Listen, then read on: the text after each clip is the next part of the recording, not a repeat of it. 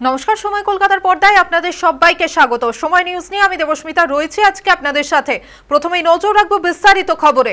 মঙ্গলবার সকালে তৃণমূল বিধায়ক শওকত মোল্লার কনভয়ের গাড়িতে ধাক্কা মারে এক যুবককে। দুর্ঘটনার পর বিধায়কের তৎপরতায় যুবককে ভর্তি করা হয় কলকাতার SSKM হাসপাতালে। দীর্ঘ লড়াইয়ের পরেও শেষ রক্ষা হলো না আহত যুবকের। সূত্রের খবর অনুযায়ী জানা যায়, সকালবেলায় ভাঙড় থেকে কলকাতায় যাচ্ছিল ক্যানিং পূর্বের তৃণমূল বিধায়ক শওকত মোল্লা। তার সঙ্গে ছিল কলকাতা পুলিশের একটি পাইলট কার। বামনঘাটা এলাকায় আচমকাই সেই পাইলট কারের সামনে থাকা একটি বাইককে ধাক্কা মারে। মুহূর্তেই ছিটকে পড়েন বাইক আরোহী। চুরমার হয়ে যায় সেই বাইকটি। আহত যুবকের নাম মোহাম্মদ তাজউদ্দিন। জানা গেছে কারোয়া থানার বাসিন্দা তিনি। গুরুতর জখম অবস্থায় তড়িঘড়ি তাকে নিয়ে যাওয়া হয় কলকাতার SSKM হাসপাতালে, কিন্তু চিকিৎসকের কয়েক ঘন্টার মধ্যেই মৃত্যুর কোলে ঢলে পড়েন এই তরুণ।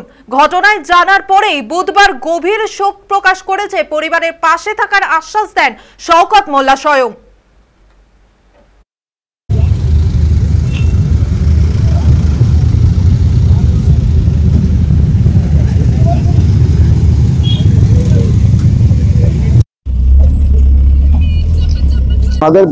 ওনারা খুবই তো মর্মাহত, আমরাও খুবই বিষয়টা মর্মাহত, যার কারণে ওনার বাড়ির আশেপাশে যারা আছেন ওখানে তারা আমাদের সঙ্গে যোগাযোগ করেছিল।